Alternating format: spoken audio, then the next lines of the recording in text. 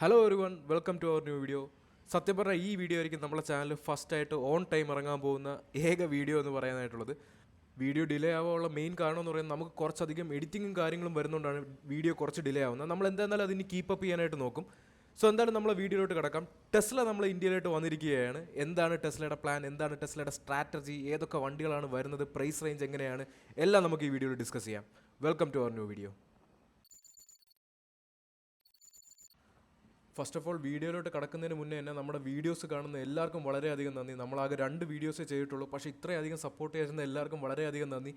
Channel കാണുന്ന എല്ലാവരും ഒന്ന് തീർച്ചയായും കമൻറ്റ് ചെയ്യുക കേട്ടോ. നിങ്ങളുടെ കമൻസും കാര്യങ്ങളും വരുമ്പോഴത്തേക്കുമാണ് നമുക്കിനി ഫ്യൂച്ചറിൽ വേറെ ഏതൊക്കെ വീഡിയോ ചെയ്യാൻ പറ്റും എന്നുള്ളൊരു ഐഡിയാസും കാര്യങ്ങളൊക്കെ കിട്ടുന്നത്. തീർച്ചയായും എല്ലാവരും ഒന്ന് കമൻറ്റ് ചെയ്യുക, എല്ലാവരും ഒന്ന് ലൈക്കും കൂടെ ചെയ്യുക. ഈ അവസാനം ചെയ്ത 2 വീഡിയോസിനും തന്ന സപ്പോർട്ടിന് വളരെയധികം നന്ദിയുണ്ട്. അങ്ങനെ നമ്മുടെ ഗ്ലോബൽ ജയൻ്റ് ആയിട്ടുള്ള ടെസ്ല നമ്മുടെ ഇന്ത്യയിൽ എത്തിയിരിക്കുകയാണ്. മുംബൈയിലെ Maker Maxity mall in BKCയിലാണ് ഫസ്റ്റ് എക്സ്പീരിയൻസ് ഷോറൂം വന്നിരിക്കുന്നത് ടെസ്ലയുടെ. അങ്ങനെ കുറേ നാൾക്ക് ശേഷമുള്ള കാത്തിരിപ്പിന് വിരാമം ഇട്ടുകൊണ്ടാണ് ടെസ്ല നമ്മൾ ഇന്ത്യയിൽ എത്തിയിരിക്കുന്നത്. സോ എല്ലാവരും സർപ്രൈസ് ആയിട്ടുണ്ടോ എന്നുള്ളതിൽ ഇപ്പോഴും ക്വസ്റ്റ്യനബിൾ ആയിട്ടുള്ളൊരു കാര്യമാണ്. കാരണം പ്രൈസും കാര്യങ്ങളൊക്കെ നോക്കുമ്പോഴത്തേക്കും വളരെ ഒരു പ്രീമിയം കാറ്റഗറിയിലാണ് ടെസ്ല പ്ലേസ് ചെയ്തിരിക്കുന്നത്. അതിന് കാരണമായിട്ട് വരുന്നത് ആദ്യമൊക്കെ ടെസ്ല ഇന്ത്യയിൽ തന്നെ മാനുഫാക്ചർ ചെയ്യും, ഇവിടെ തന്നെ ഡിസ്ട്രിബ്യൂഷൻ നടത്തുമെന്നൊക്കെ ആയിരുന്നു. പക്ഷേ പിന്നെ അത് നടക്കാനായിട്ട് പറ്റിയില്ല. ഇന്ത്യൻ ഗവൺമെൻറ് ടെസ്ലയ്ക്ക് വേണ്ടി ഒരുപാട് സഹായങ്ങൾ ചെയ്യാനായിട്ട്, അവരെ കൺവിൻസ് ചെയ്യാനായിട്ട് ഒരുപാട് ഫോർവേഡ് നിന്നായിരുന്നു. അവരുടെ പോളിസീസ് ചേഞ്ച് ചെയ്യാനായിട്ട് അവർ നിന്നിരുന്നു, ഇമ്പോർട്ട് താരിഫ്സ് കുറയ്ക്കാനായിട്ട് അവർ നിന്നിരുന്നു. പക്ഷേ ടെസ്ല ഇവിടെ മാനുഫാക്ചർ ചെയ്യുന്ന കാര്യം കൺഫേം അല്ലായിരുന്നു. അപ്പോഴും ഇമ്പോർട്ട് ആകുന്നത് കൊണ്ട് തന്നെ 110% ഇമ്പോർട്ട് ഡ്യൂട്ടിയും കാണും, which means Tesla is expensive. അതായത് റിയർ വീൽ ഡ്രൈവിന് 59,89,000 രൂപയും ലോങ് റേഞ്ച് റിയർ വീൽ ഡ്രൈവിന് 67,89,000 രൂപയാണ് കോട്ട് ചെയ്തിരിക്കുന്നത്.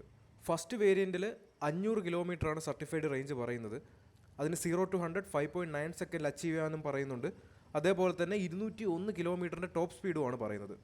ലോങ് റേഞ്ചിൽ പറയുന്നത് 622 കിലോമീറ്ററിൻ്റെ സർട്ടിഫൈഡ് റേഞ്ചും 201 കിലോമീറ്റർ ടോപ്പ് സ്പീഡും 5.6 സെക്കൻഡിൻ്റെ 0 to 100 അച്ചീവ് ചെയ്യാൻ പറ്റുമെന്നാണ് പറയുന്നത്.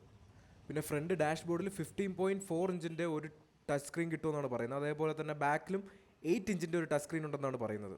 അതിൻ്റെ കൂടെ തന്നെ ആംബിയൻ ലൈറ്റിങ്ങും 9 സ്പീക്കേഴ്സും വരുന്നുണ്ട്. പിന്നെ പാനറോമിക് സൺറൂഫും 8 ക്യാമറ ഉണ്ടെന്നാണ് അറിയുന്നത്. അതിൻ്റെ കൂടെ തന്നെ ഇൻട്രസ്റ്റിംഗ് ആയിട്ടുള്ളൊരു കാര്യം, ഓട്ടോ പൈലറ്റും വരുന്നുണ്ട്. പക്ഷേ അതിന് 6 ലക്ഷം രൂപ എക്സ്ട്രാ കൊടുക്കണം. 4 വർഷവും 80,000 കിലോമീറ്ററുമാണ് വെഹിക്കിൾ വാറണ്ടി വരുന്നത്. അതുപോലെ തന്നെ 8 വർഷവും 1,92,000 കിലോമീറ്ററുമാണ് ബാറ്ററിയുടെയും മോട്ടറിൻ്റെയും വാറണ്ടി വരുന്നത്. പിന്നെ ഇതിൻ്റെ ഡയറക്റ്റ് കോമ്പറ്റീഷൻ എന്ന് പറയുന്നത് നമ്മുടെ കിയയുടെ EV6, IONIQ 5, BMWയുടെ iXM, പിന്നെ അതേപോലെ തന്നെ ബെൻസിൻ്റെ EQA, ഇതൊക്കെ ആയിട്ടാണ് കോമ്പറ്റീഷനായിട്ട് വരാനായിട്ട്. എന്നാലും കുറച്ചുകൂടെ ഡയറക്റ്റ് കോമ്പറ്റീഷൻ വരുന്നത് കിയയുടെ EV6 ആയിട്ടാണ്. എന്തായാലും ഫസ്റ്റ് കുറച്ച് ദിവസത്തേക്ക് ഈ ഷോറൂം, ഈ എക്സ്പീരിയൻസ് സെൻറ്റർ എന്തായാലും തുറന്നിരിക്കുന്നത് മീഡിയയ്ക്കും VIPസും പിന്നെ അവരുടെ ബിസിനസ് പാർട്ട്നേഴ്സിനും വേണ്ടിയിട്ട് ടെസ്ലയുടെ ഒരു ഫസ്റ്റ് ലുക്ക് കിട്ടാനും പിന്നെ അതിൻ്റെ എക്സ്പീരിയൻസ് എല്ലാം അറിയാൻ വേണ്ടിയിട്ടായിരിക്കും ഫസ്റ്റ് കുറച്ച് ഡേയ്സ് ഷോറൂം വർക്ക് ചെയ്യുന്നത്. അതിനുശേഷം കസ്റ്റമേഴ്സിന് വേണ്ടിയിട്ട് എക്സ്പീരിയൻസ് സെൻറ്റർ വർക്ക് ചെയ്യുന്നതായിരിക്കും. എന്തുകൊണ്ട് ടെസ്ല ഇപ്പോൾ ഇന്ത്യ എത്തി എന്ന് ചോദിക്കുകയാണെങ്കിൽ, ഗ്ലോബലി നോക്കുകയാണെങ്കിൽ ടെസ്ലയുടെ മാർക്കറ്റ് ഷെയറും സെയിൽസും എല്ലാം നല്ല രീതിക്ക് തകർന്നുകൊണ്ടിരിക്കുകയാണ്. അതിൻ്റെ ഇടയിൽ ട്രംപും ഇലോൺ മസ്കും തമ്മിലുള്ള അടി അത് വേറെ കാര്യം. അങ്ങനെ എല്ലാം ടെസ്ലയുടെ സെയിൽസിനെ വളരെ അധികമായിട്ട് അഫക്റ്റ് ചെയ്തുകൊണ്ടിരിക്കുകയാണ്. അതുകൊണ്ട് തന്നെയാണ് ഇവർ പുതിയ പുതിയ മാർക്കറ്റ് എക്സ്പ്ലോർ ചെയ്യാനായിട്ട് ശ്രമിക്കുന്നത്.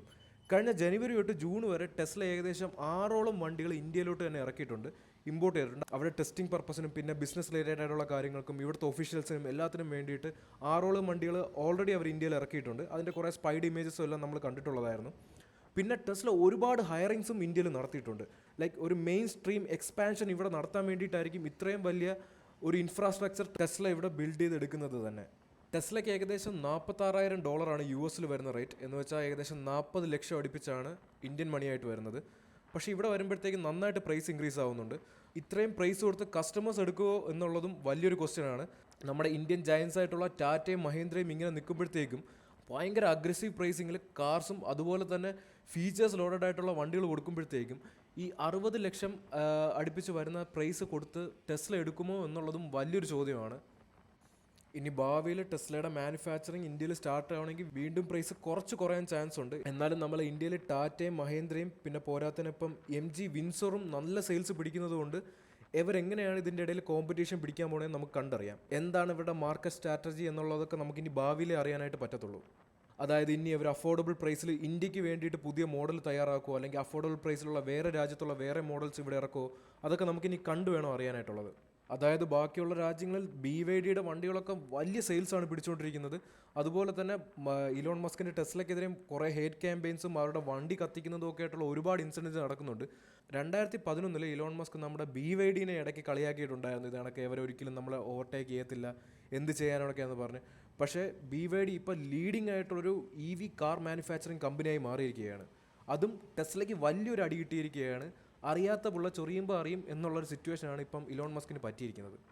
ജോക്സ് അസൈഡ്, എന്തായിരുന്നാലും ഈ സെയിം ദിവസം തന്നെ കിയയുടെ കാരൻസ് ക്ലാവിസ് EVയുടെയും ബുക്കിംഗ് സ്റ്റാർട്ട് ചെയ്തിട്ടുണ്ട്. അതേപോലെ തന്നെ നമ്മുടെ വിൻഫാസ്റ്റും ഇന്ത്യയിൽ ബുക്കിംഗ് സ്റ്റാർട്ട് ആക്കിയിട്ടുണ്ട്. വിൻഫാസ്റ്റിൻ്റെ VF6ഉം VF7ഉം 2 SUVസിൻ്റെയും ബുക്കിംഗ് ഇന്ത്യയിൽ സ്റ്റാർട്ടായിട്ടുണ്ട്. നമ്മൾ മനസ്സിലാക്കുകയെന്ന് വെച്ചാൽ പ്രൈസിംഗ് ആണ് ഏറ്റവും വലിയൊരു പ്രശ്നമായിട്ട് വരുന്നത്. പിന്നെ അതേപോലെ തന്നെ ഇന്ത്യയിൽ ഇനി ടെസ്ലയുടെ ഓട്ടോ പൈലറ്റ് വർക്കാവുമെന്ന് എനിക്കറിയത്തില്ല. ഇന്ത്യയിൽ ടെസ്ലയുടെ ഓട്ടോ പൈലറ്റ് വർക്കാവുമെങ്കിൽ അത് എങ്ങനെയായിരിക്കും, ഇനി ആ ഒരു സിസ്റ്റത്തിന് അത് താങ്ങാൻ പറ്റുമെന്ന് പോലും എനിക്കത് അറിയത്തില്ല. ഇന്ത്യയുടെ ഇത്രയും കോംപ്ലക്സ് ആയിട്ടുള്ള ഈ ഒരു ട്രാഫിക് സിസ്റ്റം കാരണം. എന്തായാലും ടെസ്ലയുടെ ഡെലിവറി നമ്മൾ എക്സ്പെക്റ്റ് ചെയ്യുന്നത് ലേറ്റ് ഓഗസ്റ്റ് ഓർ ഏർലി സെപ്റ്റംബറിലായിട്ടാണ് നമ്മൾ ടെസ്ലയുടെ ഡെലിവറി എക്സ്പെക്റ്റ് ചെയ്യുന്നത്.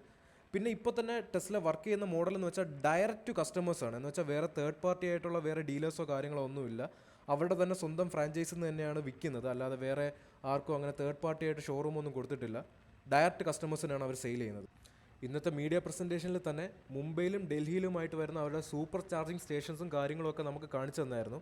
അതേപോലെ ടെസ്ലയുടെ വളരെ ഇമ്പോർട്ടൻ്റ് ആയിട്ടുള്ളൊരു കാര്യം നമ്മൾ നോക്കാനുള്ളതെന്ന് വെച്ചാൽ അവരുടെ സർവീസ് എങ്ങനെയായിരിക്കും, സർവീസ് നെറ്റ്വർക്ക് എങ്ങനെയായിരിക്കും.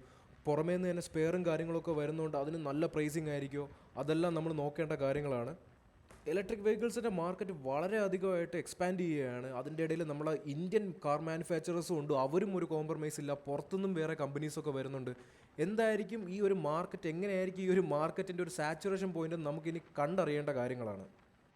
അപ്പോൾ ഇതൊക്കെയാണ് നമുക്കിപ്പോൾ ടെസ്ലയുടെ സൈഡിൽ നിന്ന് നമുക്ക് ഡീറ്റെയിൽ ആയിട്ട് മനസ്സിലാക്കാൻ പറ്റിയിരിക്കുന്ന കുറച്ച് കാര്യങ്ങൾ.